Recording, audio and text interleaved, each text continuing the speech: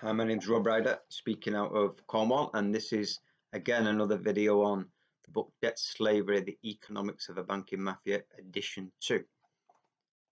So I'm going to do a couple of short videos. I like to keep the videos short regarding the cost of living crisis and inflation. So I'm going to split it up into probably the problem and the solution. We'll do it that way.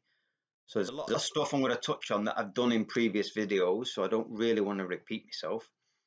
But the foundation of any research into anything really is what since I started researching germ theory in 2011, is actually simple. What am I looking at? What actually is it? Where does it come from? And how does it function? They're my three basic questions, which I've done in the book with currency, money, and economy. You know, what do you actually mean by these words? Most people start after that, and that's why they're lost, and that's why nobody really knows what they're talking about. You have to start from the beginning, and the beginning is everything, at least from a financial currency point of view, is free. We live on a planet, we are part of that planet, we have needs, we have the environment and resources around us. With our imagination, it's up to us to tap into them resources to create homes, whatever, use the resources to benefit our lives. And then the last thing we do is get off our backsides and actually do the work. It's all free.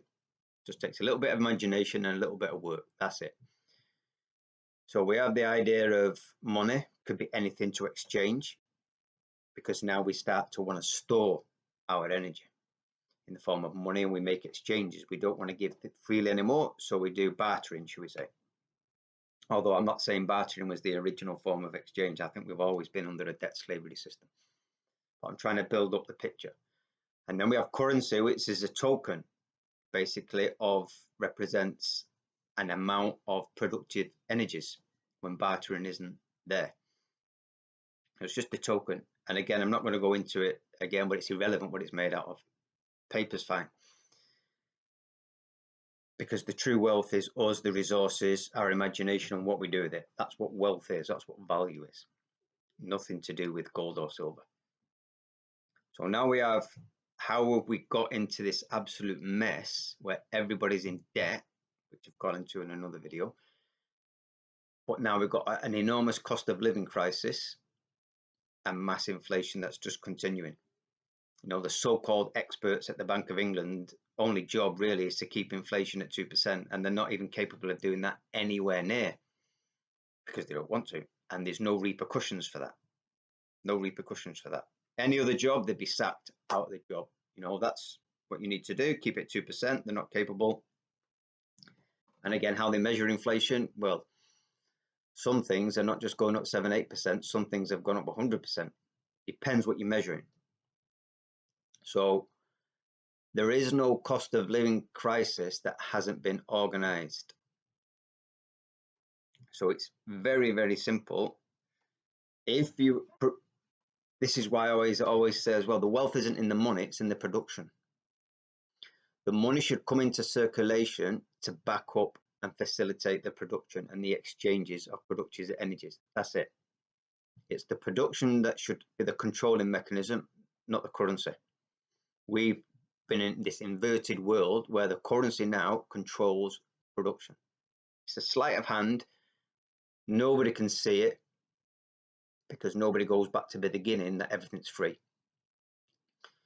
If currency comes into existence to back up any kind of production that's taking place, and gets taken out of circulation when the production's done, and the currency, it comes in and out of existence to relate to the production, you'll never get inflation. Never. Won't happen. But because we've got a situation now organized where the currency is the controlling factor, and that's in private hands, and that dictates what production can or cannot happen, then it's so easy to create inflation. You just print money, create money, do not put it into production. As I said before, you can put it into assets, create an asset bubble. people get rich off that. You can put it into consumer spending. Some people get rich off that, but that creates inflation.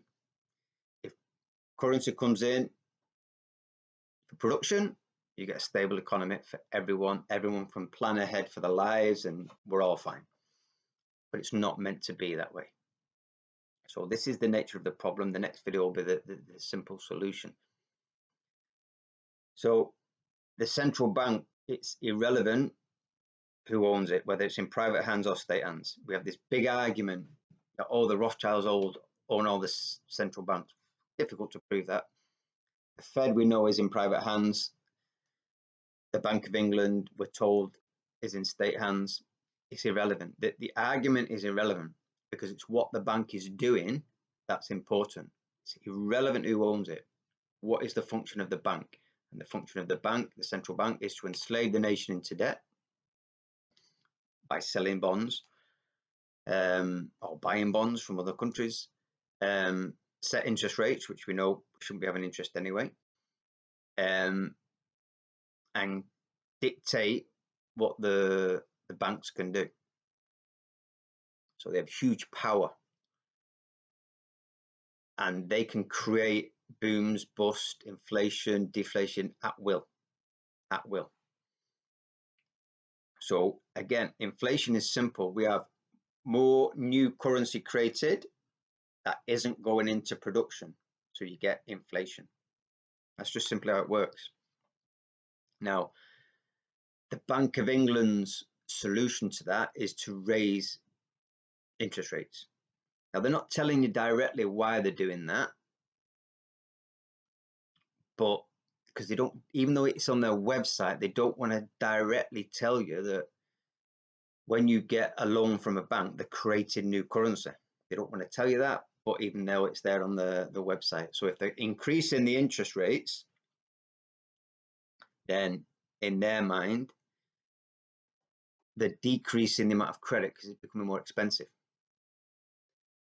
Now, Richard Werner points out that actually when you have low interest rates, you actually have lower productivity. When you have high interest rates, you have higher productivity. The opposite of what has been told, what all economists state. Now, my interpretation of that, because I don't do a lot of complicated reading, is if you've got high interest rates, you're not going to be spending willy-nilly on assets that you don't need or consumerism. You're going to be going into productivity because it's quite expensive to get money. If interest rates are very low, you're going to take advantage, buy a new car, a new asset, a bigger house, consumer stuff. But the reality is, when productivity and new currency stays stable, so currency comes into existence to back up productivity and not the other way around, you get stability, you don't get inflation. So the controlling mechanism, again, should always be productivity and not currency. We have a system inverted where the currency is the controlling mechanism. Yeah? So in a better system, think, oh, I need this amount of new productivity. We've got an idea. We have to build a new road. We have to build a new rail track. Okay, just make some new money. When that productivity is finished, you either reinvest that money into more productivity or you take it out of circulation, which could be by paying state bills, small taxes, because you need minute taxes. But that's just to regulate this balance, yeah? Because the government can create money out of thin air, currency out of thin air, free to do all the productivity, as we can as private individuals. So there is no cost of living crisis that can't be fixed. And the inflation that is created by printing all this new money, so you have new money printed via credit, which is a temporary money, which I've explained in my money creation on steroids. I don't want to keep on that they keep that alive by selling that and securitizing it. So I've been doing a little bit of research on ChatGPT, and they've estimated since the 80s, $75 trillion of credit has been converted into permanent money. The investment bankers and investors, and it's difficult to get their central bank QE money printing figures, but they estimated between 25 to 45 trillion of new currency has been printed by central banks. So more currency has been converted from credit illegally to real money directly in the pockets of the investment bankers than has been created by central banks. Now, printing new money automatically doesn't create inflation.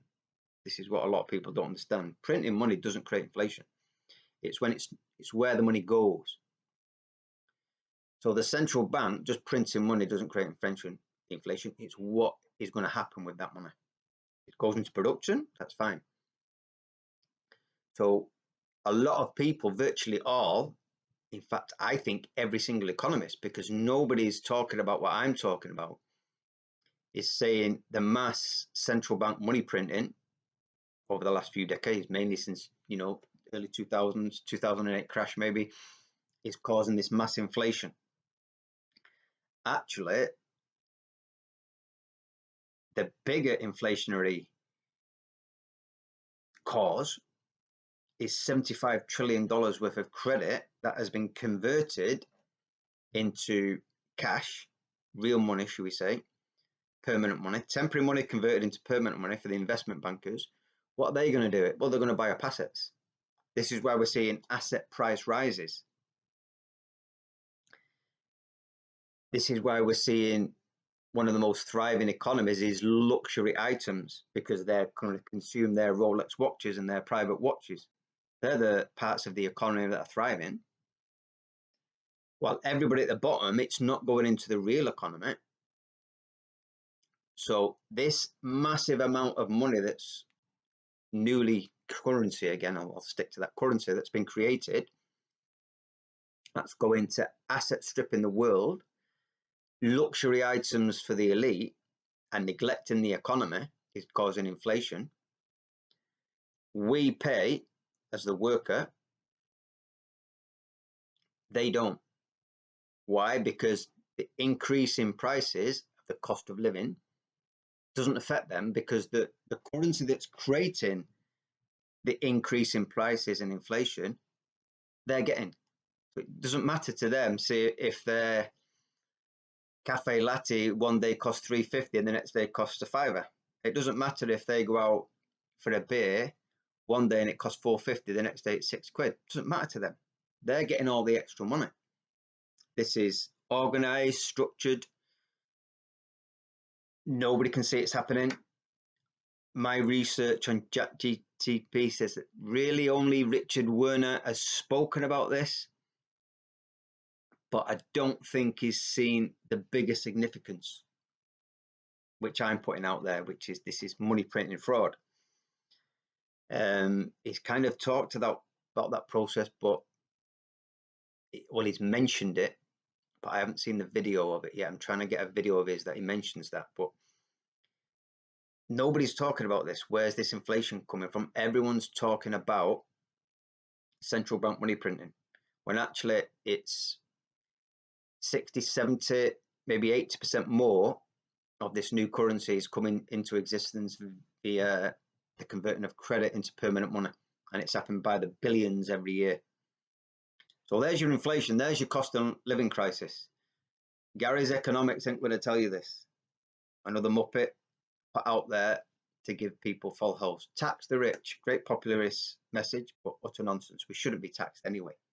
Tax is a form of theft. Like I've said, the only reason you need tax is that when you increase productivity, this is when I'm talking about the solution. I'll go more into this. For say the infrastructure, what we own, you bring new currency into circulation, and as that productivity is done, you need to take it out to stop inflation, or make sure it carries on working. Because some of that money will filter off into the private sector. That's the only reason you need to tax, to keep this balance level.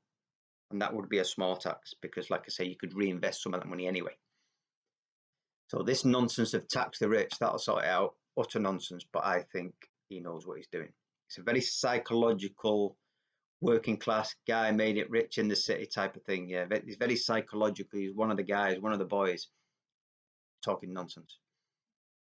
So there is, to put it short and simple, there is no cost of living crisis that hasn't been organised and structured, and that cannot be solved.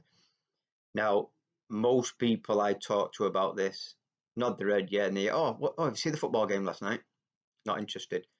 Suffer, because you will continue to suffer.